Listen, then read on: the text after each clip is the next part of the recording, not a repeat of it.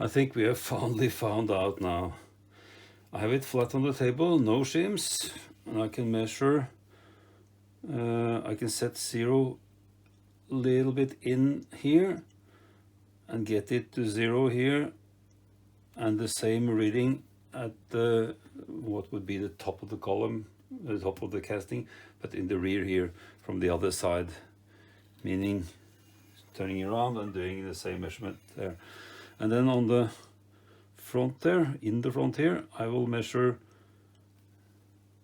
2/3 hundredths, which is corresponding to this also.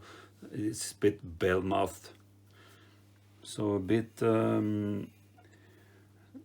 too sloppy here, which will correspond to the feeling you get when you rock it, and at this distance, maybe with only the column being, not the spindle being supported in the front, you will get variation. So logical. And the way we have decided back and forth, the owner and me, we will plane the casting here on top. This plane here to mount some sort of support for the spindle when it's on the outer side also, or the extreme stroke. And I will also bore out bore the circumference, the outside of this, plus to, of course, to the face here, and then plus the inside a little bit. So then he can insert a sleeve, some, let's say 2-3 centimeters, or 20-30 millimeters inwards here, to fit inside there. Maybe bore out some 2-3 millimeters. So after much back and forth, I have at least established the situation where I have no shims, measuring here and here, aligning this. I'm seeing that this is correct. On the top there, that's a better surface than down here.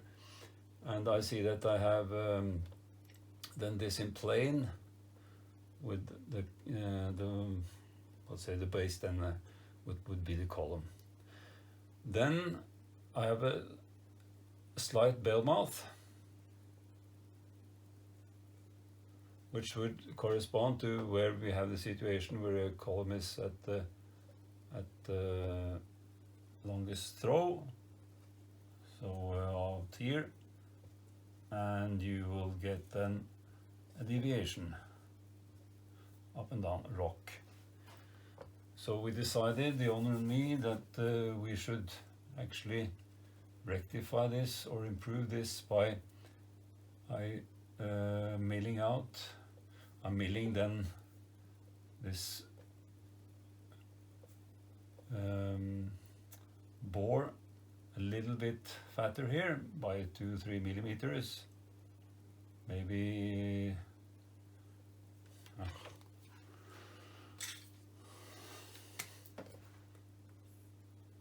maybe in here, and then he will insert a sleeve. Sorry for the drawing here. I've also measured machined the outside here and here, because if you remember here, the bore, and there was a kind of support for the dial there. We can use this surface maybe here also, plus maybe a centric, or these is flat here and these 90 degrees, so I will also machine a little bit outside here, but at least to get them all in plane and use this as a better support for the column when it is at its longest throw. Explain some of the fixes that can be done to counter for the sloppy bore. One is what the owner has asked me to do, namely to bore out here, so he will make an adapter that can be bored off center, thereby allowing the pinion to rack engagement, if you turn this, to be a little bit tighter. which will also then force the to contact up here, which will be the front. The second is that he will use the at least use this for the dial, which is connected to a plate that runs up and down, of course, with the pinion with the quill extension. This together with some sort of sliding arrangement, either just through here, but through, I guess, a sleeve here, and fitting a more powerful or sturdier, bigger diameter rod, whatever, so that this either can be connected to the same plate and fix this better, and or also then connected to another bigger plate. Then number 3, the boring out of the front here could be helpful, because this is not contacting anyway. I mean, it's a bit bell-mouthed, so bore this out, fit the sleeve. And then the last, an extra support here, which will steal, of course, from the